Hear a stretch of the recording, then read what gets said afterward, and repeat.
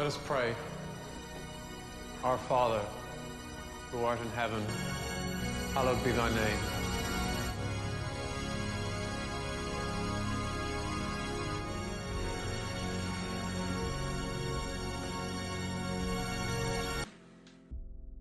The horror genre often centers around creatures found in the Bible and religion in general. For the sake of this video, I will mostly be focusing on Catholicism. Of course, religion can be a means of community and social asset. Religion is also able to be used as a means of control. A big part of what makes the horror genre work so well is how well it does one core aspect of storytelling, which is that the driving force needs to be primal.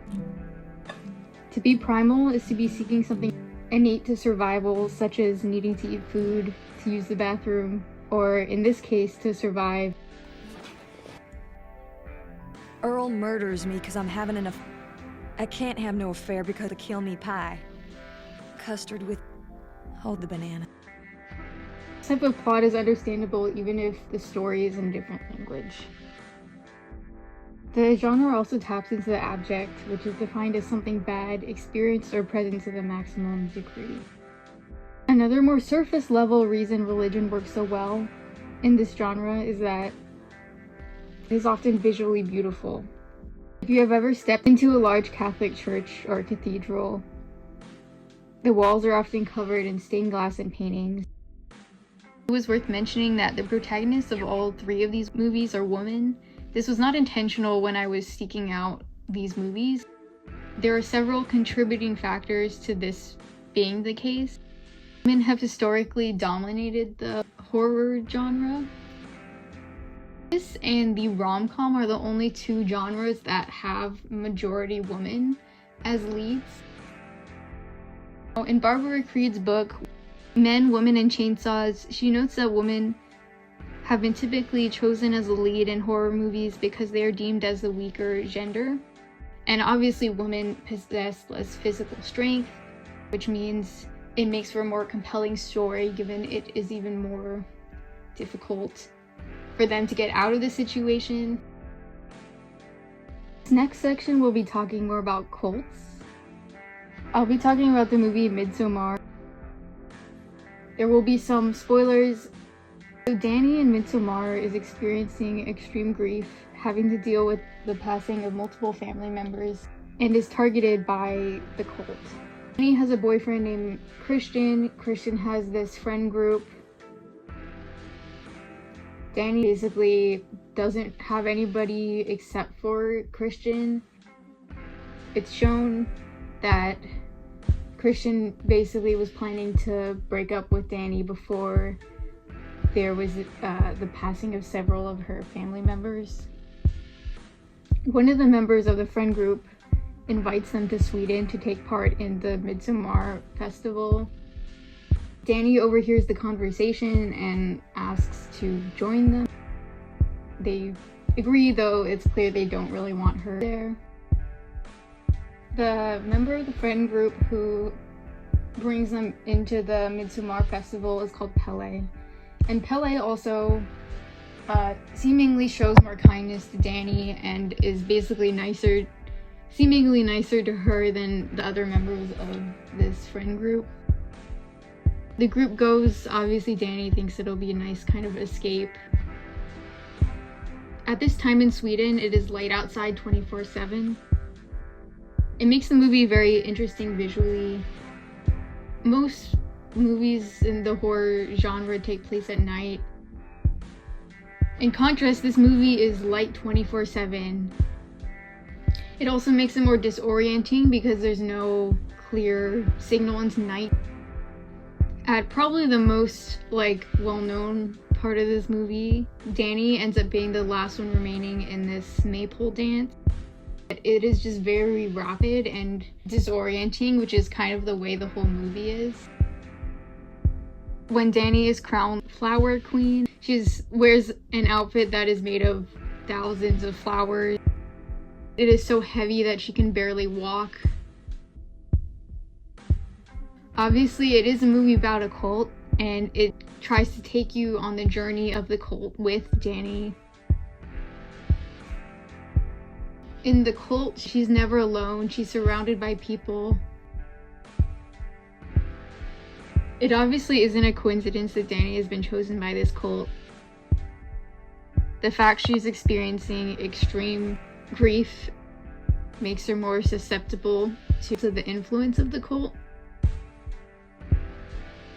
Her natural defenses are already muddled, and the cult basically throws so much at her in such a short amount of time.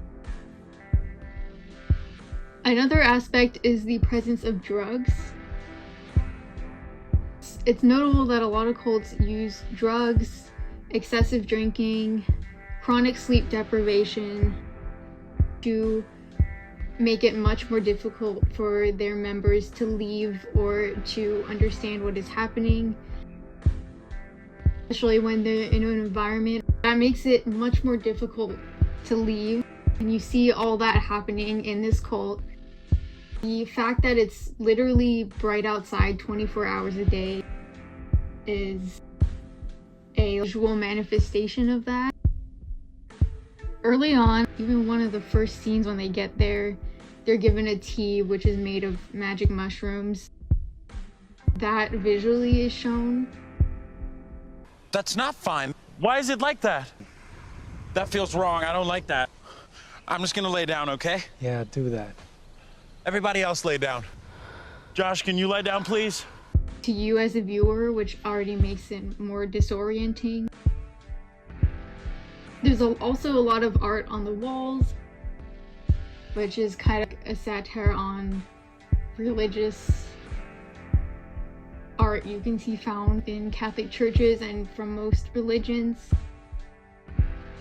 The drawings in Midsommar are bizarre. The entire movie is her getting deeper and deeper into this cult. Major spoilers, her friend group basically gets slowly killed off one by one. While it's not a slasher movie, it does have that element of a slasher. Another major spoiler of the movie, and this is kind of a bigger one, I guess, is that it turns out that the cult is being run by a mentally disabled girl who basically is the one writing all these really insane rituals, such as the fact that the people, once they hit a certain age, I think it was like 7, have to die by jumping off a cliff. That's probably the most brutal scene in the movie. This is obviously also kind of a satire on how cults operate in general.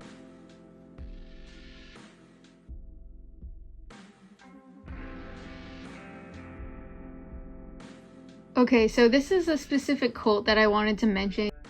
I feel like it has several similarities that are relevant to the story.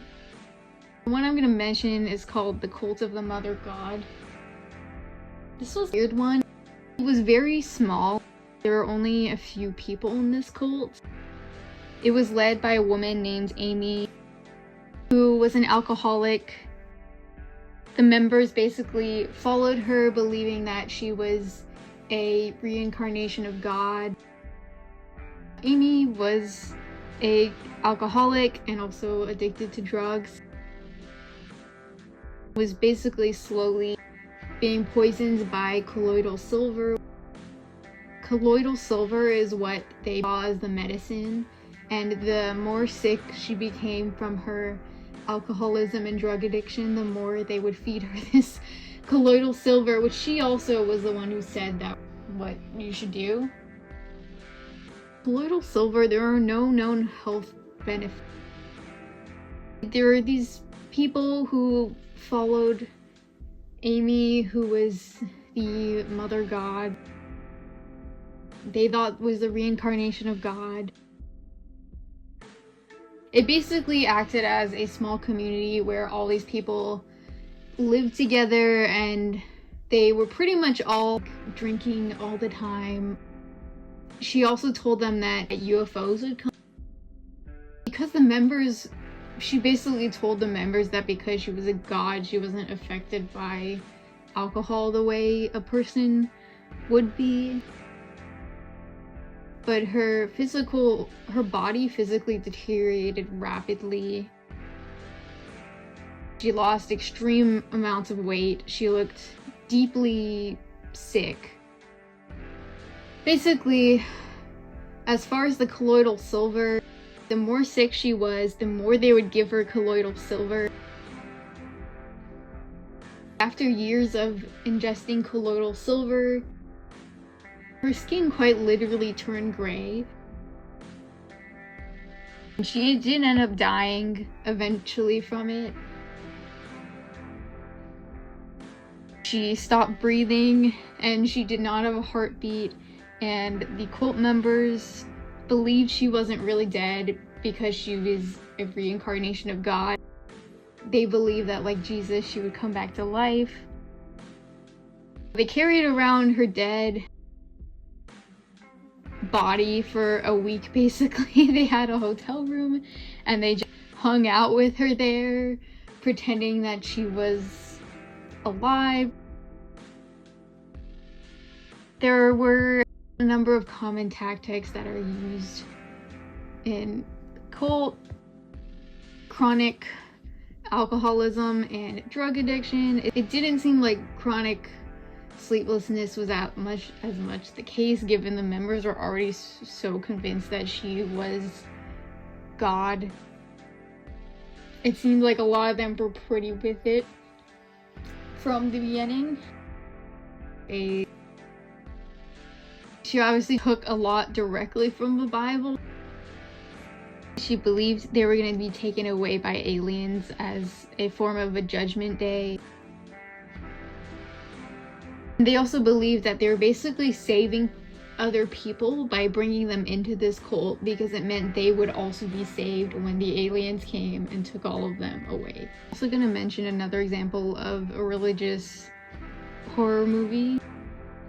So this one I actually really enjoyed. I think it's a really good example of religious horror. It's also very beautiful. A lot of these shots are really beautiful. The lighting is really nice. I think also why I like it, it feels kind of subtle. There's really only two main characters.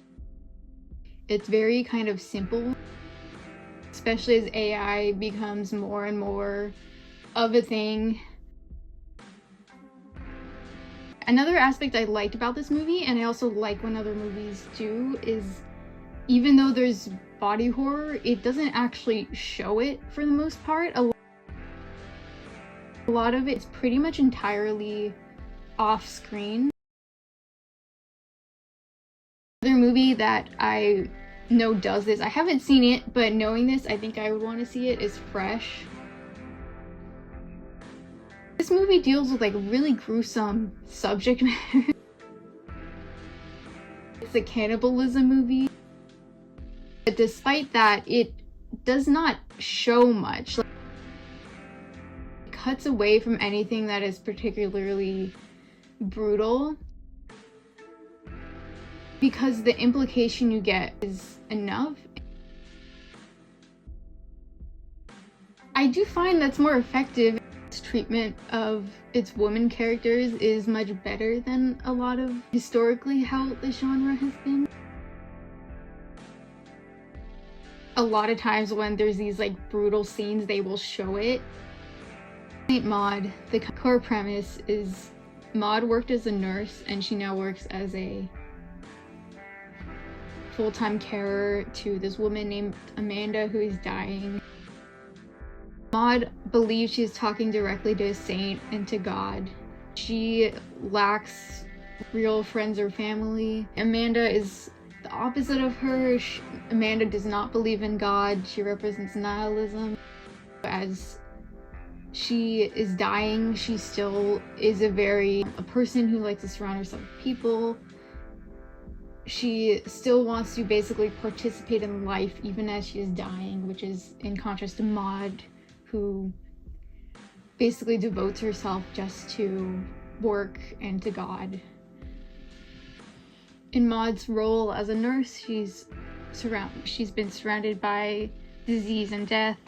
The main kind of juxtaposition in the movie is obviously a belief in God versus nihilism, which is represented in two characters. Major spoiler, I'm just gonna briefly mention just kind of more the end of the movie. In the last scene of the movie, Maud basically goes to the beach, pours gasoline over herself, lights herself on fire.